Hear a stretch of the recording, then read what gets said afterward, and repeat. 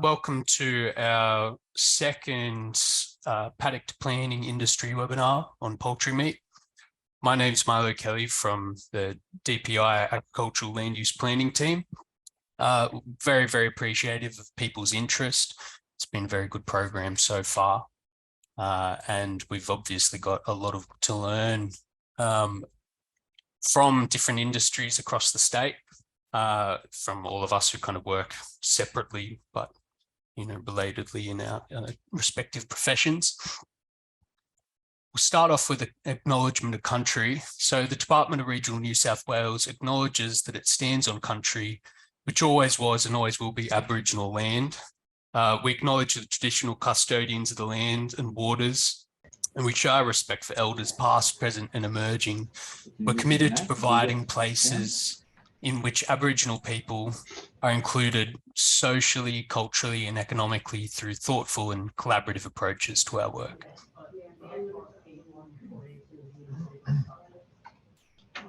Bit of housekeeping. So, today's presentation is very visual, so you might want to view it on a laptop or desktop screen if possible.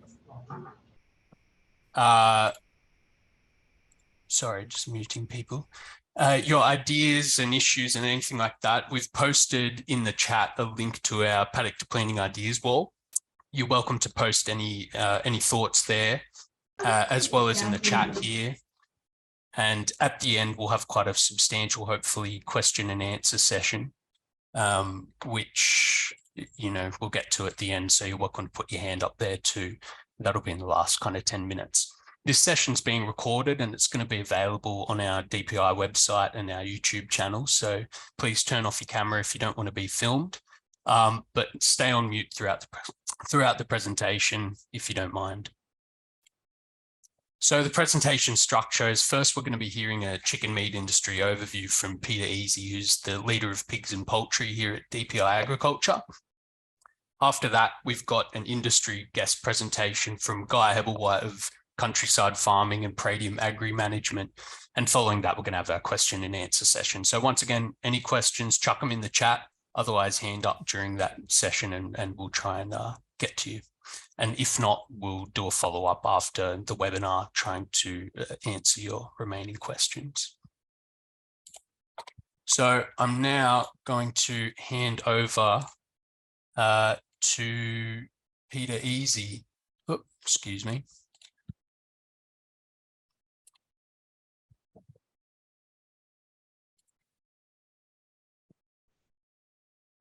Thank you, Peter. Are you able to? Am I controlling the screen now, Milo, or? Yeah, if you can. Yep.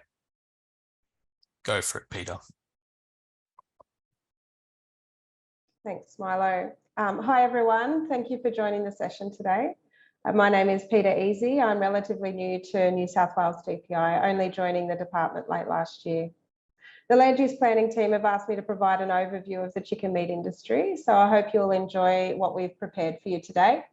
If you have any questions, just drop them in the chat and we'll do our best to answer them at the end of the presentation. We have some poll questions for you today. So I'll just move forward to the next screen. So as we go through the presentations, we'll have a few poll questions for you to answer. You'll be able to answer them on your Zoom screen, so please answer them now. I think there's probably been enough time. So do we have, oh, great, excellent. So the poll results are up. The majority of people have joined for professional development, which is great. 20% have personal interest in the chicken meat industry, which is fantastic. And 27% say that poultry production is important in their LGA. So that's fantastic. Hopefully the information we provide on this webinar today will be able to assist you in some way. So we'll just go to the next slide, Milo. Or I could do it. Our pig and poultry team sits inside the intensive livestock team within DPI Agriculture. The team consists of myself, Joe Blunden, and Rachel Bryant. We look after industry development for the pig, poultry meat, and poultry egg industries. We have another poll question for you now.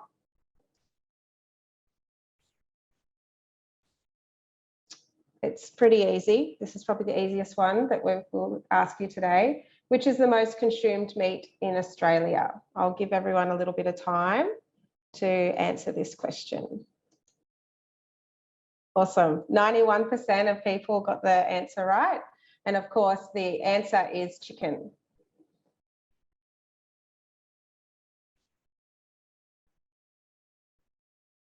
Australians agree chicken is the most popular meat, and this is due to various reasons, including its great taste, value, and versatility in the kitchen.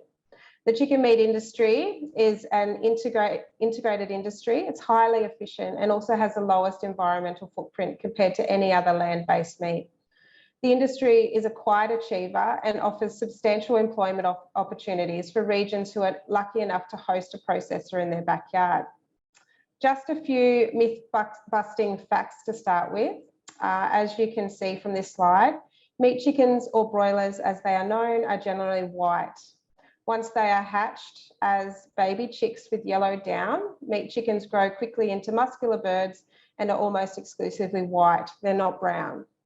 No added hormones are used in the chicken meat industry or have been used in the industry for over 50 years. The fast growth rate of birds is as a result of the genetic improvement through selective breeding practices. All birds are grown for chicken meat, including both males and females, and they're grown out in large sheds, not cages.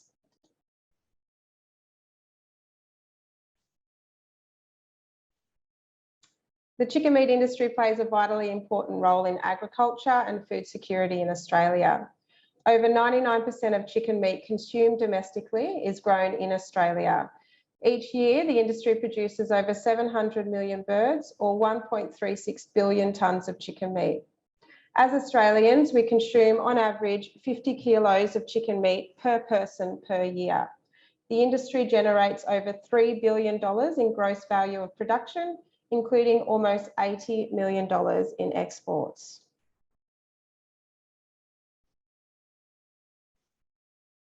The industry has come a long way since the 1950s, when the majority of chickens were consumed from backyard operations growing and processing egg layer cockerels. The first graph shows the growth in the per capita or per person consumption since the 1950s. And you can see the trend, the changing trends over time and the steady progress the chicken meat industry has made up until today. The second graph tells you one of the key reasons for this trend, and that is the price differential. As the red meat products have increased in price, the price of chicken meat has remained relatively stable. This has led to chicken becoming the staple meat consumed by Australians today. So here's another poll question for you. There's a few as we go through. Where's the largest processing plant currently located in New South Wales? So chicken meat processing plant, just for a bit of clarity there. We'll just wait a little bit longer so everyone can put their answers in. Oh, it's pretty even. Only 26% of you got this answer correctly. Griffith is actually currently the largest chicken meat processing facility in New South Wales. That was a bit of a tricky one. So we'll just go to the next slide. The chicken meat industry is really important to the New South Wales economy, and New South Wales is important to the chicken meat industry. New South Wales is the largest chicken meat producing state, contributing to 32% of the national production. New South Wales continues to enjoy solid growth in this sector, and annually we produce approximately 486,000 tonnes of chicken meat. The industry is concentrated around key processing facilities operating across New South Wales. Grow-out broiler farms are generally located within a couple of hours of processing facilities, and the majority of the industry is spread out into clusters surrounding processing facilities across the state. These clusters are located in areas including Griffith, Tamworth, Hunter and Greater Sydney regions. Although the broiler farms are located close to processing plants, breeder farms and hatcheries can be located further afield. An economic report on the chicken meat industry published a couple of years ago estimated that the industry in New South Wales generated $2.8 billion in gross state product. The report also stated that 7,400 people in New South Wales were directly employed by the chicken meat industry, and that the industry also indirectly supported over 20,000 more people across the state. So as you can see, the chicken meat industry is important to New South Wales, our regions, and our people. I hope you can see this slide okay. It's a good depiction of how the industry is able to provide Australian consumers with high quality chicken meat at an affordable price. One of the key reasons is due to an integrated supply chain. The integrator, or the processor, owns the chicken breeding and hatching operations, the feed mills and the chicken processing plants. The processor also either owns or contracts out the logistics along the supply chain and also the growing of broiler chickens from day old to slaughter weight. This model of farming was introduced in the 1960s and continues to be the model utilised in the industry today, leading to efficiencies across the supply chain. At the top of the picture is the importation of fertile eggs. As I mentioned earlier, the fast-growing birds are as a result of years of genetic selection. Australian-based processors import fertile eggs from nucleus breeding companies based in Europe and North America. The eggs are incubated, hatched and grown out in Australian quarantine until about 9 weeks of age. Once it's been established that these birds are healthy and free from any disease, these birds are moved to breeder farms.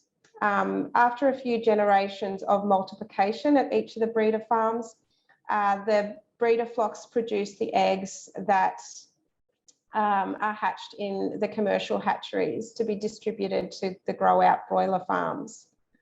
The birds are raised to market weight on the broiler farms, which can take anywhere from 5 to 7 weeks, depending on the customer's requirements. The birds are collected from the farms and taken to the processing facilities. Fresh product is then deployed to food service and retail outlets for our Aussie consumers to enjoy. As you can see from this diagram, the chicken meat industry is highly integrated, which leads to a number of efficiencies for the industry. These linkages within the system are really important to ensure the flow of product through the supply chain. And so when there's issues in one section of this chain, there can be significant flow-on impacts to the rest of the supply chain. So if we have a closer look at the broiler farms now, you can see a few photos here that show you what a standard farm might look like. Chicken meat farming is an intensive livestock industry, so farms occupy a relatively low footprint compared to other livestock industries. In addition to several sheds on site, a broiler farm will have water infrastructure, feed silos, pickup pads, ancillary sheds, office buildings, and often a manager's residence. The birds are transported to the farm as day-old chicks and placed inside a warm shed with lots of soft bedding, feed and water. They are closely managed by the farmers and grown for up to 7 weeks. Once all the birds have been collected, the litter is cleaned out, equipment is washed down and sanitised to prepare the sheds for the next batch of chickens. Generally, the farms across New South Wales are highly mechanised operations using modern technology that controls the shed's internal climate to ensure the birds are provided with the optimal conditions for each stage of growth. Traditional sheds are naturally ventilated with curtains or shutters on the sides of sheds used to regulate the ventilation. Modern tunnel sheds generally have solid sides and use extractive ventilation with cool cells on one end of the shed, high-powered fans and high-powered fans on the other. Inside the sheds, the birds are provided with an absorbent bedding material, normally consisting of wood shavings or rice hulls in New South Wales. High-quality feed and water is provided ad libitum throughout the batch using drinker and feeder lines that run the full length of the shed and can be lifted into the ceiling to allow for litter management and the collection of birds. Due to the advancement in in technology. A farm carrying 250,000 birds at any one time can be generally run with only a few staff to manage the birds day to day. More staff or contractors may be required at peak times during the batch cycle, such as during placement of day-old chicks or during clean out, which occurs at the end of the batch after all the birds have been collected. We've got another poll question for you. Oh, everyone's already answered it. Great. Awesome. 81% of you got this right. Broiler chicken meat farms are located generally within 2 hours of a processing facility. Just go to the next slide. Sorry, it's a bit clunky from my side. Over the past 20 years, New South Wales has enjoyed significant investment from the poultry sector. This has largely been in areas west of the Divide and away from heavily populated areas and sensitive receivers, specifically in areas like Griffith and Tamworth. Water is an obvious priority for the industry, as is access to labour, grain, and the ability to have good buffer distances between farms. The industry has undergone rationalisation with greater investment in farming coming from corporate growers. As with many other agricultural industries, the farms have increased in size, with some newer farms now having more than 1 million birds. There are still many independent family-run broiler farms operating and contracted to processors in New South Wales. Some may wish to build new sheds or upgrade their existing facilities, and this investment may have production advantages, but could also be as a result of wider challenges and trends, including workforce, biosecurity, animal welfare, and the environment. So we'll just have a chat about these challenges now.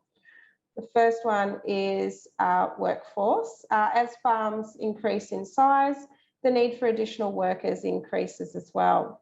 Although technology has enabled greater efficiency, there is still an increased need for additional on-farm staff. The COVID pandemic only amplified the workforce shortages that already existed within the chicken meat industry. Like processing facilities and other ag businesses, broiler farm owners are always looking for ways to attract and retain quality staff. Additional on-site accommodation to cater for increased staff can be of interest, particularly for those farmers located further from larger centres. Farmers are also investing in training for their workers or workers who can demonstrate the necessary skills to manage a modern chicken farm. Biosecurity.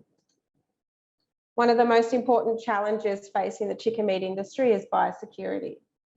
Biosecurity is a series of measures to protect against the entry and spread of pests and diseases. Biosecurity is vitally important to prevent the introduction of infectious disease agents to poultry, to prevent the spread of disease agents from an infected area to an uninfected area, and to minimise the incidence and spread of microorganisms of public health significance.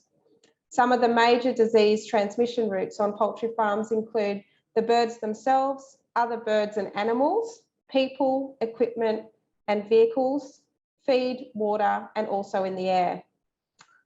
Broiler farmers put in place strict biosecurity measures to minimise the risk and spread of disease. These measures may include limiting the number of visitors, providing personal protective equipment for visitors, and treating drinking water for chickens and disinfection of equipment and vehicles. In the development of new sites, owners may also consider biosecurity. They may consider the proximity of existing poultry facilities, the proximity of water courses and dams that may increase the presence of waterfowl. And they may also consider things like the need for perimeter fencing to identify the production area. Fortunately, there are a number of industry resources to assist in the implementation and ongoing management of sound farm biosecurity. These resources are available to everyone and can assist planners to understand the management practices deployed on farm to minimise the risk of disease and illness. These guidelines also provide technical details such as the recommended buffer distances between farms and industry best practice.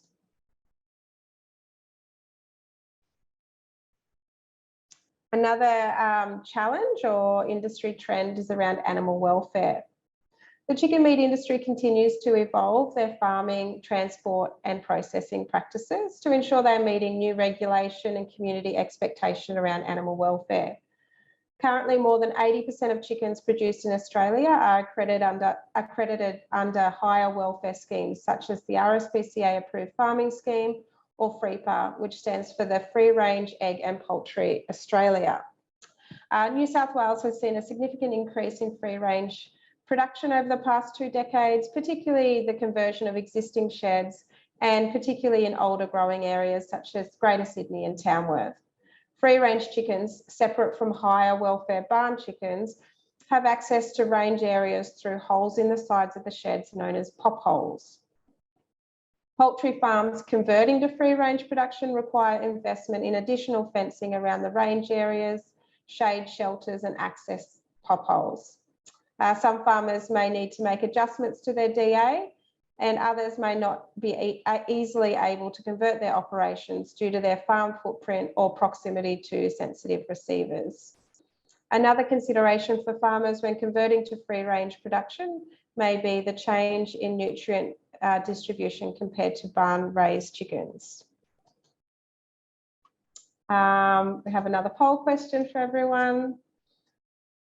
This poll question is around free range chickens. So after the chickens are fully feathered, around 21 days, the birds have access to the range area during daylight hours and weather permitting.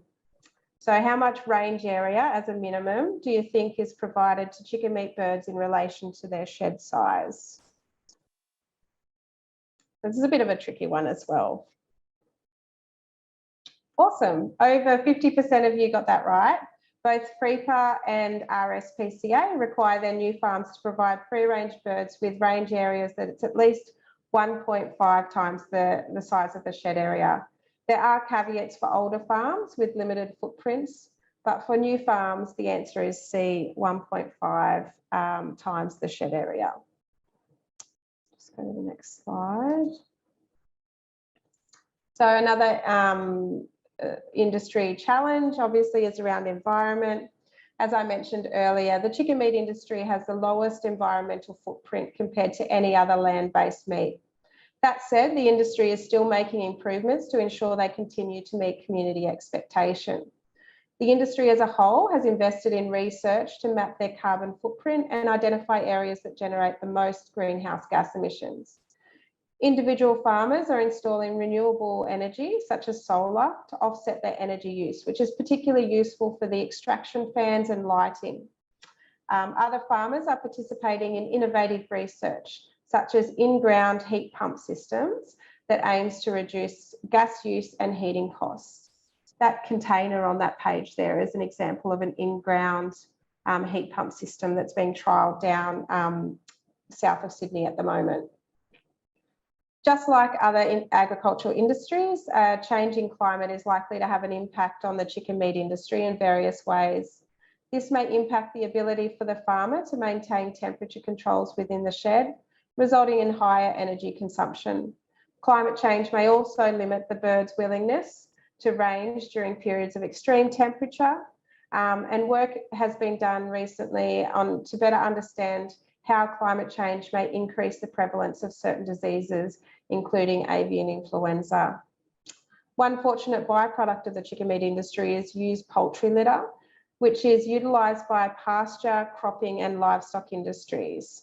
Some poultry farmers are able to use the poultry litter on other areas of their property to improve soil fertility, although there is also a risk of surplus nutrient from overuse. There are programs where local councils actively work with poultry farmers to manage used litter and nutrient loads. The Beyond the Shed program, run jointly by Hunter LLS and Mid Coast Council, works closely with poultry producers to improve practices for pasture management on their farms and provides the poultry farmers with advice around nutrient load of their soils, compost and riparian management. It's a great example of how councils can support their local poultry industry.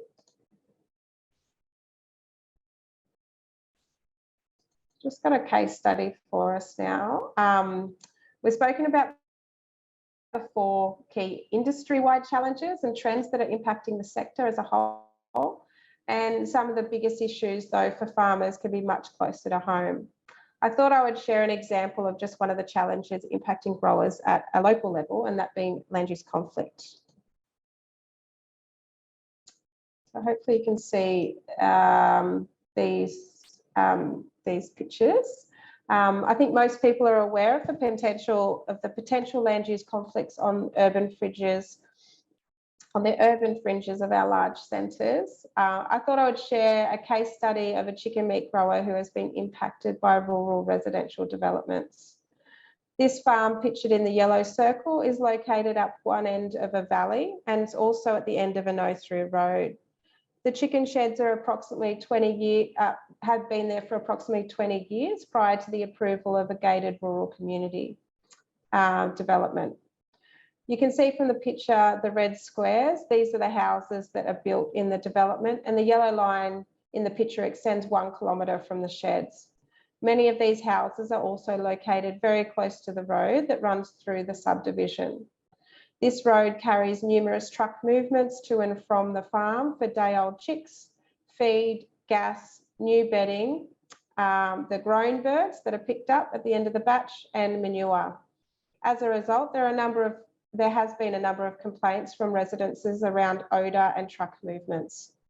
The capacity of the chicken sheds is now relatively small by modern standards, and the options to expand the facility are quite limited due to the proximity of the sensitive receivers. The size and topography of the property limits the use of the paddocks to a small number of grazing livestock. The earning potential of the property somewhat limits the earning potential of the property is now somewhat limited, and the farm is located in a rural landscape area, which means that subdivision in the near future is unlikely. So as you can see, the farmer is facing some significant challenges with the rural residential development in his local area. The farmer has completed some road maintenance to appease the neighbours, but in other areas, farmers also plant tree lines to reduce the visual impact for neighbours, and also will self-impose nighttime curfew to avoid conflict. Farmers really don't want complaints and often go to great lengths to keep their neighbours happy. As our population and need for housing grows, residential activities will continue to encroach into rural areas, increasing the risk of land use conflict.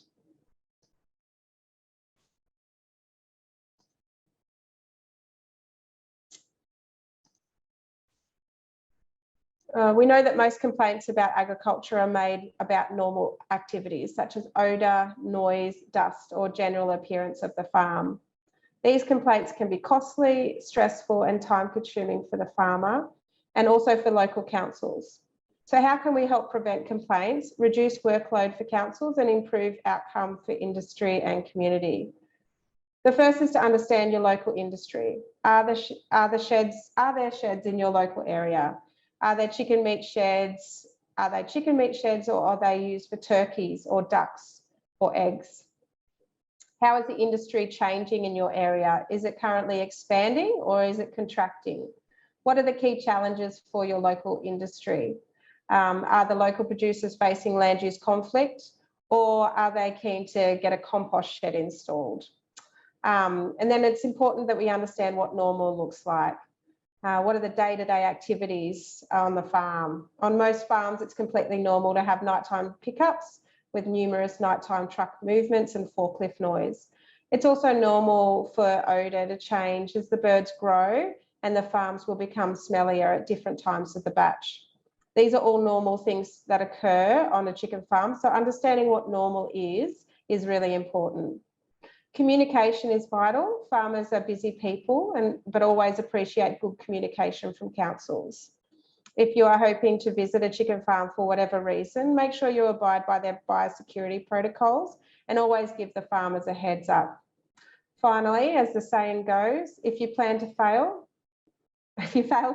you plan to fail. I knew I was going to stuff that. The best way to avoid land use conflict is good strategic planning. As you plan for the future, I would encourage you to make strategic planning decisions with the chicken meat industry in mind. How can you ensure both community and industry are supported to grow and thrive? Consider farm and facility locations and buffer distances to ensure you understand potential impacts when making these longer term decisions. And we have our final poll question today. I think it's our last one. It's about your local area. So what are some of the challenges facing the poultry industry in your area? We'll just give you a little bit of time to complete this question, but we'd really love for you to hear your feedback, and yeah, we appreciate your participation in the polls today. Here we go. So almost 70% say they have land use conflict and urbanisation as a challenge for the poultry industry in their area. 30% have indicated that there's a limitation of available and affordable land for expansion. And 20% report labour access as a potential challenge. And 24 have said that they don't have poultry in their area. So thanks for that. That's great information. So just to wrap up today, and before I pass over to Guy, some things we can expect for the chicken meat industry into the future. The modern chicken meat industry, although highly efficient, is a high consumer of energy. Self-generation of energy will become more common with a focus on reducing reliance on gas, diesel and electricity. I think more farms will be looking at ways to introduce renewable energy into their system in the future, whether it be by solar or some more innovative ways around hydrogen and energy from waste products. The industry will continue to face biosecurity challenges into the future, and so ongoing strict biosecurity management will be a key priority for the industry. The interaction between climate change and biosecurity could create its own set of challenges. The community expectation around maintaining high animal welfare is expected to continue, and farmers will have to meet the regulatory and market demands to meet these expectations. Based on the current trend and investment from corporates, we can expect the average farm size to increase into the future. And with the current cost of living pressures facing Australia and the cost competitiveness of chicken meat, we can also expect that consumption of chicken meat will continue to increase in the short term as well.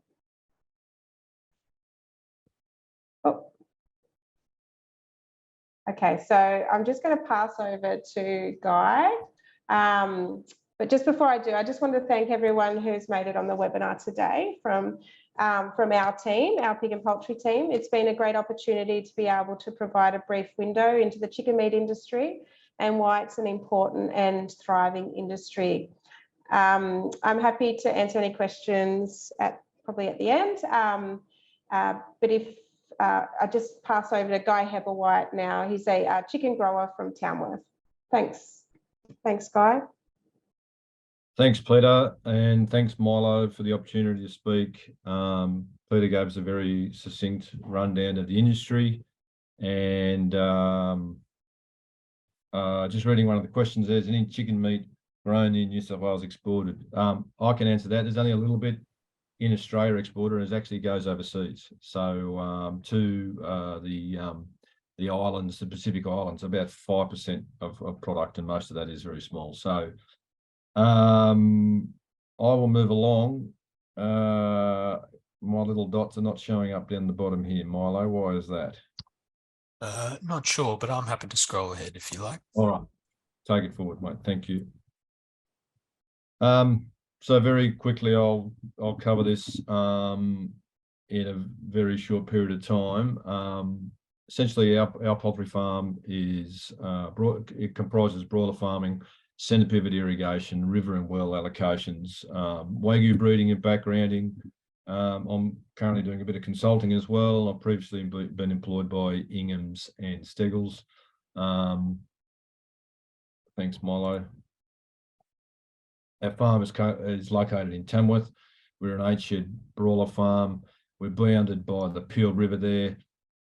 We're 40 k's west of Tamworth.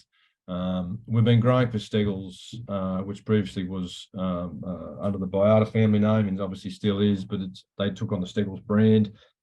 We've been doing that as a family since 1976, and in our own right, my wife and I, since 2006. So we had to move from a smaller farm to a larger farm for economies of scale and a whole range of other reasons. Thanks, Milo. It's got irrigation. We'll just flick through that as well, mate. Thank you. Producing wheat crops, Wagyu cattle. So the farm size 645 acres, 23,000 square metres. All those 23,000 square metres need to be concrete floors very shortly, of which we've actually had dirt floors for the last, I don't know how many years, but unfortunately requirements predict that now. 47,500 birds, RSPCA accredited. Chicken capacity of 2.1. Essentially, we're DA approved when we first built the farm in 2009. We're also EPA licensed. We're New South Wales Food Authority licensed as well. We actually did have an EIS requirement due to the fact that it's a 250,000 bird requirement. Anything over that is needing an EIS. Thanks, Milo. 168 metres long the sheds are by 17. That's the standard style of shed you'll see in the broiler industry at the moment. Eggs are a little bit different. Certainly they are a lot narrower. Cages would dominate that picture for eggs. Turkeys would also be open plan and barn raised as that is. That's a typical size shed and in a typical area. Years ago, the size of the sheds used to be actually curtain sides with energy requirements and costs going up. That certainly had to change to the cool room panel. And equipment associated with intensive farming is what's required. Thanks, Milo. We certainly have a lot of truck movements. We used over 2,000 tonnes of grain every 10 weeks. And we have 5.7 batches per year. So we often have semi-trailer movements, hatchery truck movements, live bird pickup movements in and out of the farm. That's why we decided to locate ourselves 45 k's from town in the middle of nowhere for that exact requirement. Thanks, mate. So certainly in terms of a planning process that we had to move through, an odor study was the basis of what we did. The basis of that was having a weather station. Thanks, Milo.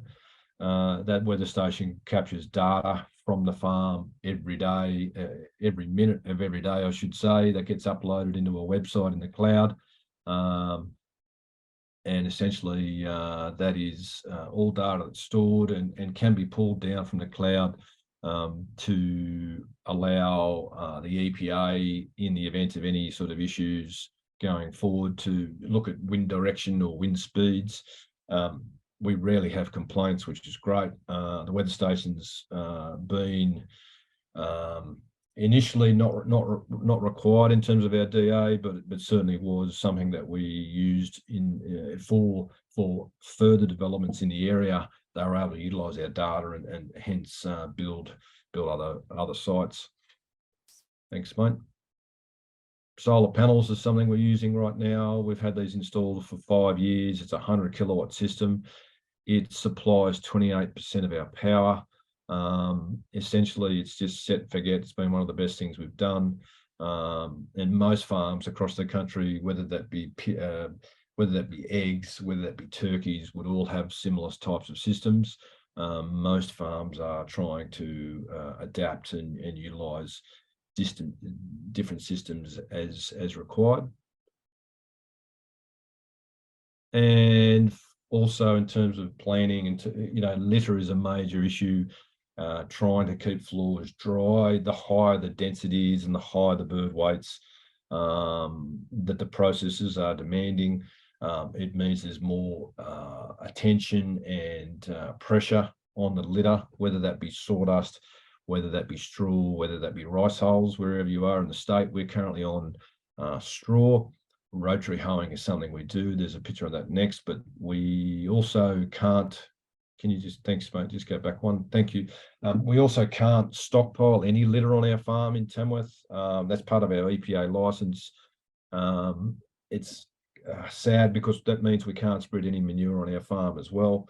We then basically have to use urea instead of that chicken manure. It was a decision made early on in the DA that we would have no stockpiles and no spreading, purely to allow neighbours to not incur any odour.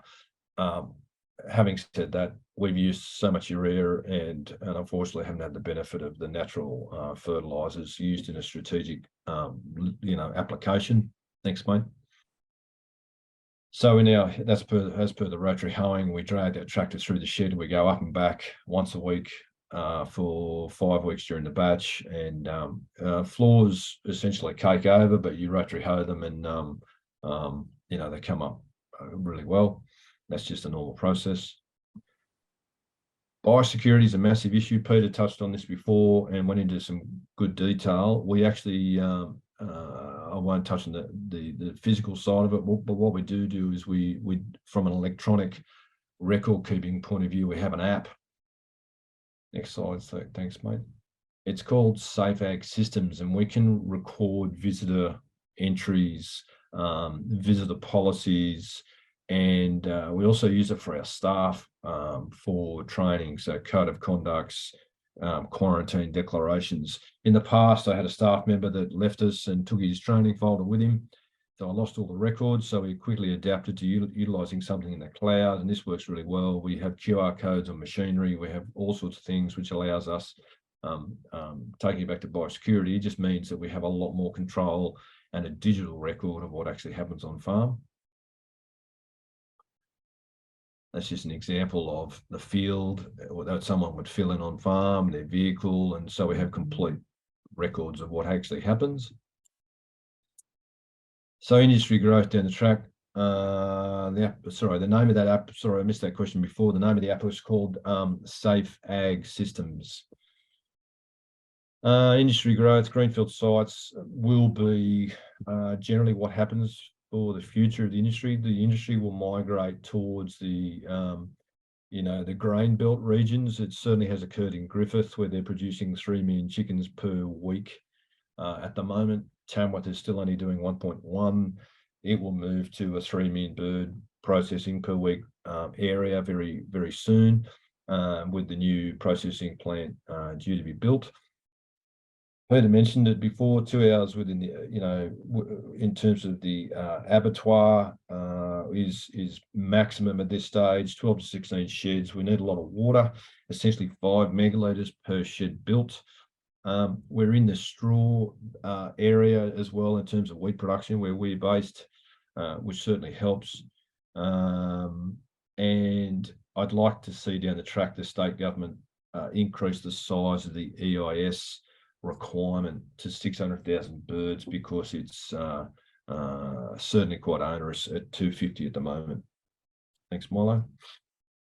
Something we're also doing, close to finishing, off the back of some study I did on a Nuffield scholarship in 2013. We're looking at bioenergy and utilising our manure and maize, abattoir waste, kitchen waste, green waste to produce biomethane.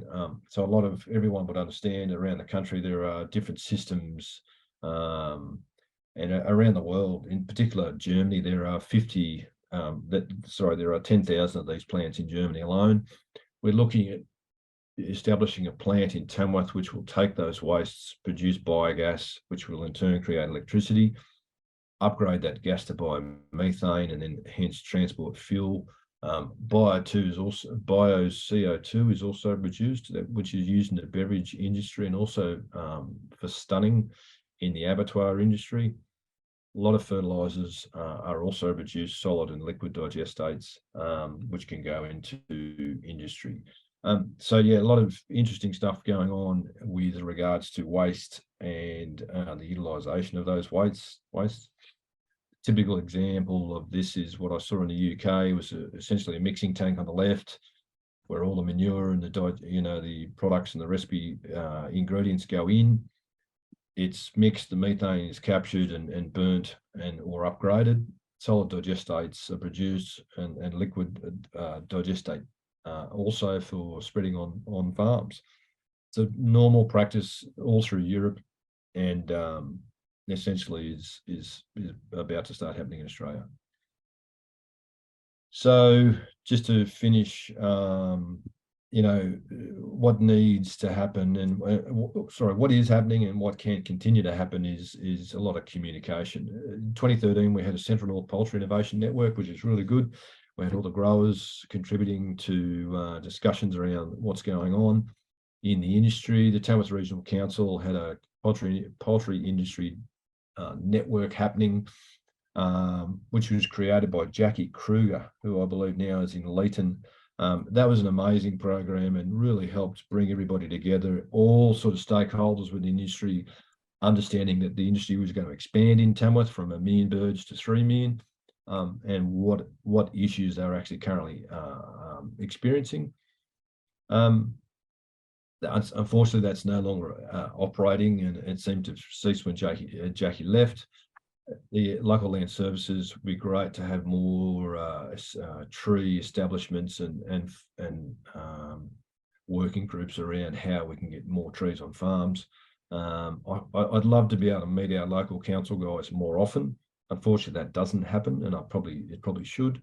And I think down the track, growers have been very much on their own, doing their own DAs and EISs. I think a working group through whether that be DPI or local government or somewhat a group that could be established that works together quite regularly to help these DAs and these EISs get pulled through, whether it be broilers, eggs, turkeys, even pigs. I think the more industry communication and stakeholder engagement at an early stage, I think is beneficial for these things for sure. So what's after that, Milo? That's the end. Thanks, Guy. So on that communication, we better jump into some question and answer. Thanks so much, Peter and Guy, for that. We've got a few questions in the chat. There's going to be plenty we won't be able to get to, which we'll get to later. So on that point, for Fiona's one about DPI's assistance with land use conflict, very happy to assist in any way, but we'll get back to you more specifically in the follow-up email about what that can look like. We have a question from Alex Wells on buffer guidelines that have been in place for 5 years or so. In your experience, Peter and Guy, councils with broiler production in their LGAs more or less complying with the suggested minimum separation distances? The example used in the case study was from a subdivision that went in the early 2000s. So it's an example of a farm that's still operating, but obviously under some pretty tough conditions. But since this has been imposed, I'm not aware of any that aren't complying. Too good. Yeah. I couldn't add to that. I'm sorry, I'm not too sure. No drama. I'm just going to cherry pick a few other ones for the moment, but once again, we'll endeavour to get back to all the questions in our follow-up. Can you elaborate on your comment on concrete floors? Is that a processor or accreditation requirement? Is its size or number of birds based? I would love to know exactly what the requirement is, Andrew. It is certainly a processor requirement in new contracts. It is certainly not an RSPCA requirement. I believe it's also not a Coles or Woolies requirement. It's been allowed to be on dirt floors for a number of years. For some reason now, concrete floors are being instigated. If it's a biosecurity issue, there is a number of ways to get around the potential issues with that. But no, concrete floors are coming, and they will be certainly insisted upon in the future.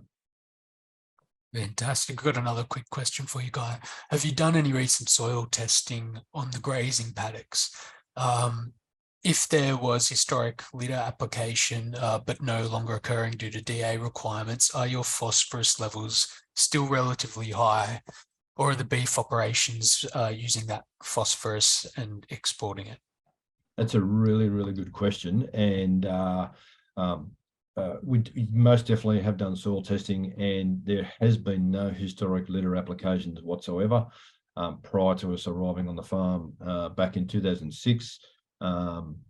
A relatively high phosphorus or on the beef operations, mining operation. What would be mining it also, Andrew, is the hay that gets exported off the farm. We grow a lot of lucerne hay for dairy farmers and the like. So the definite nutrient budget that would exist right now would be certainly showing deficiencies in all NPK, which the strategic litter applications would be able to adjust. So, and it would all be done according to soil testing. It would not be done on an ad hoc basis. So most areas would adhere to that. Excellent. This next one's in regards to collection, bird collection and land use conflict. Is it possible to schedule bird collections during the day? Often not. So to collect the birds, it has to be very, very dark, and light controlled sheds, they can do it. But a lot of the existing sheds across New South Wales aren't light controlled. So they do collect birds at night time because of welfare reasons. There are cases where you can get early nighttime pickup. So it might be like 8 or 9 o'clock at night. But for the processors to coordinate that for all farms, it would just be impossible. So only in really extreme land use conflict cases would they impose like those early nighttime pickups. Great. That's about all we have for time. Once again, we'll get to those remaining questions later in our follow-up information to everyone. Thanks everybody for attending. We really, really appreciate it. On your way out, you might see a survey come up through Zoom. If you have 2 minutes to fill anything out, that's fantastic. You know, that kind of survey response or feedback is worth more than gold to us here. So very, very useful for us to both continue to tailor these forums.